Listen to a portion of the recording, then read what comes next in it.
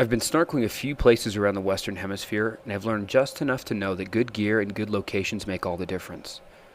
Just recently, I had the chance to try out the Seaview 180 snorkeling mask from WildHorn Outfitters. The Seaview 180 is a totally different type of snorkel mask. The mask fits around your entire face. It covers your eyes, nose, and mouth. I've experienced snorkeling in the Gulf of Mexico, off deserted island in South America, and having just returned from Nicaragua and Costa Rica, I felt like I wanted my own gear that fits just right and works just right every single time.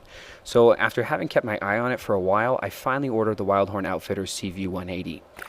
Over the last few months, I tried out a few different products from WildHorn Outfitters, and I've walked away impressed every time, and this time was no different.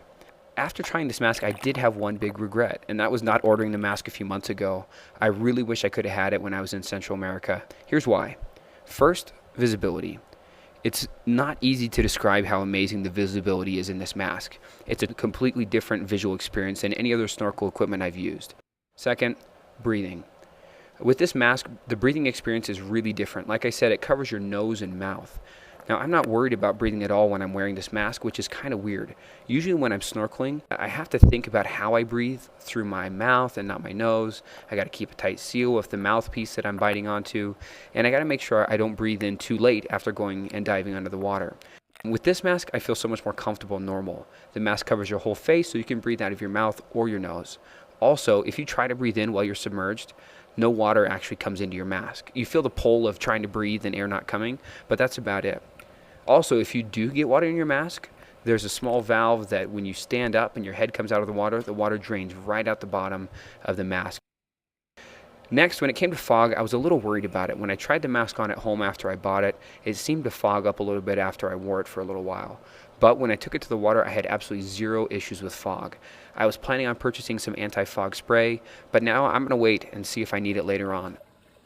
Next, there's a GoPro mount built right into the top of the mask. You can easily slap a GoPro on there, which is nice. When I've been snorkeling, I've tried different wrist mounts, chest mounts, head mounts, a couple different things, but I am always worried and fiddling with the equipment to try to make sure I am filming what I want.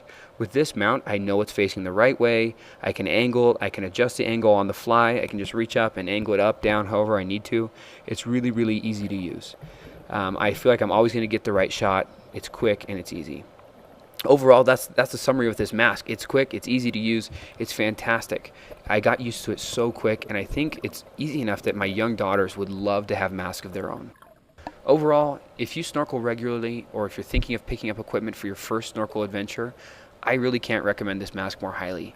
I cannot wait to use it again. I'm really excited to bring it on my next adventure to Belize. This is Chef, thanks for watching. Feel free to leave a comment below, and I'll get back to you as quick as I can with a response.